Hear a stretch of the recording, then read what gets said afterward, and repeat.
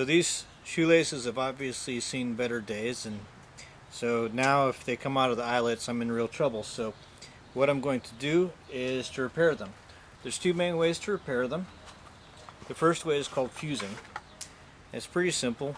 It involves a match and setting on fire.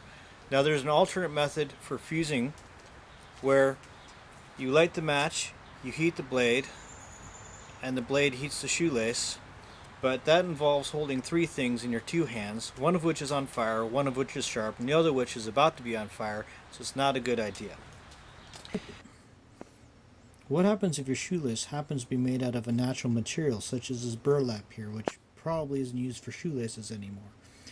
Well, in that rare event, using fusing is not going to be an option, and the reason why is that when you apply your match to it, it's not going to melt, it's just going to burn. And you're really going to be left right back where you were at, except now you're going to have a shorter shoelace with one less match. So here, fusing is not going to be an option.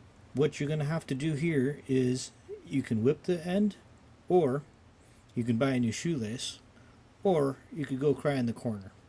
Hopefully, if you're following this Instructable, you're going to whip the end. So if you're not sure whether it's made out of natural materials or not, there's a couple ways of doing it. One way is to put it in your mouth and taste it. Go ahead and do that right now. Now what you're tasting is gullibility. The better way to do it is actually just to try to fuse it and see whether or not it melts. So just hold it over the match. It's going to burn a little bit. Go ahead and put it out. With your fingers you can pull it in. If you need another match, go ahead.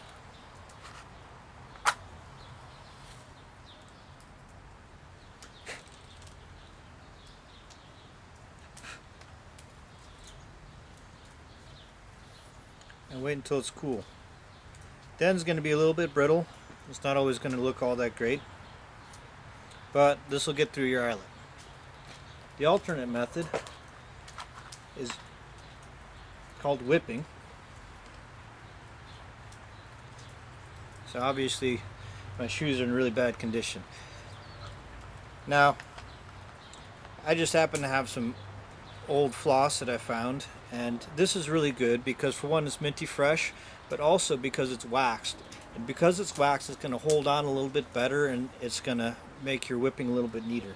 Now you can also use thread, but when I was looking for this thread I found not one but two old pieces of floss that I could use, and so floss might be the easier way to go. But we're going to go through both of them. The method is essentially identical. First you take out your piece of floss. Take the end of the floss, make a little loop. The loop should be a little bit longer than the whipping that you intend. Lay that loop up against your shoelace here. I like to put the loop end towards the back of the shoelace myself. You can do it really either way and have some fun with it. Make sure you've got a good little pigtail coming off the end here, long enough to grab. So scrunch up your shoelace here and then start wrapping around there. After you get your first couple of wraps in, the floss is going to hold down the rest of the wraps so that it doesn't come unwrapped.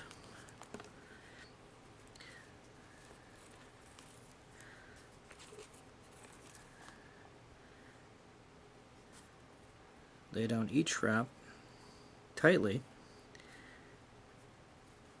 right next to the previous wrap, so don't leave any gaps, otherwise it'll look terrible and people will make fun of you even more than they would when they find out that you've repaired your shoelaces using floss.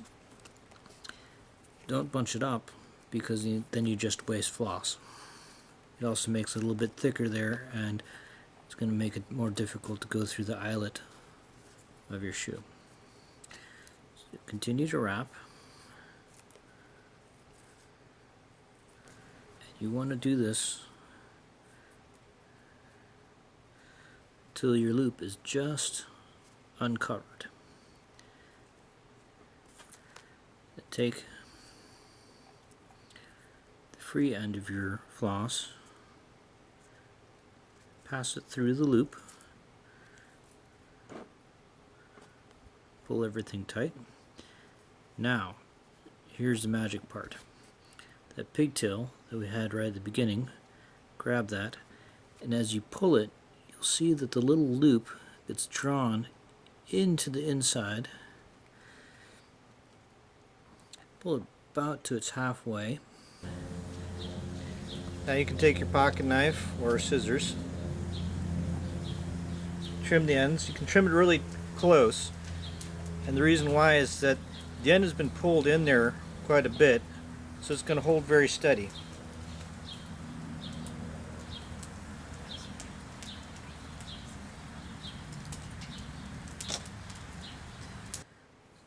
So here I have my nice trimmed end.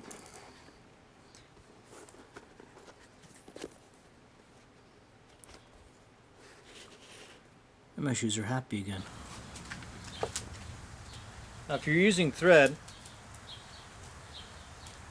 process is pretty much the same. Get yourself a piece of thread. Now of course nobody cuts thread with knives or scissors, you always use your teeth. Just like Grandma always did. Form yourself a loop.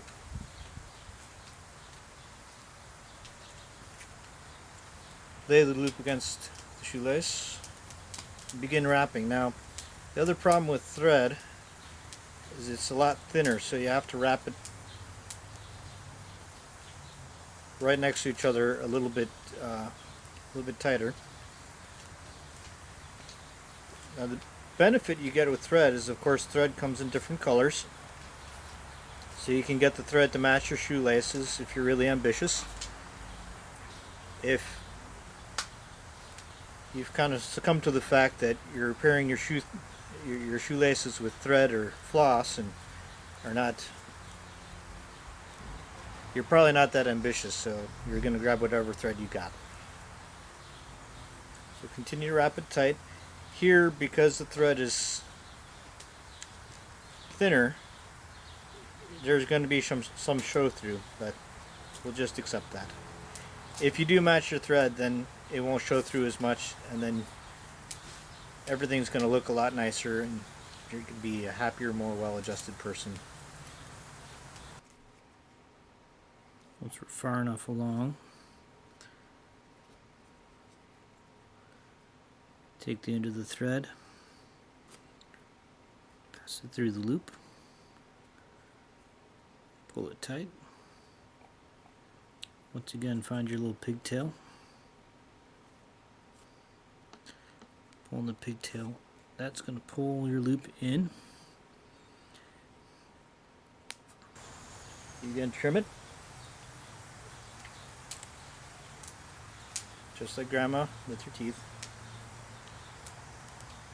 Or with a knife if you're lame. Now you have your shoelace.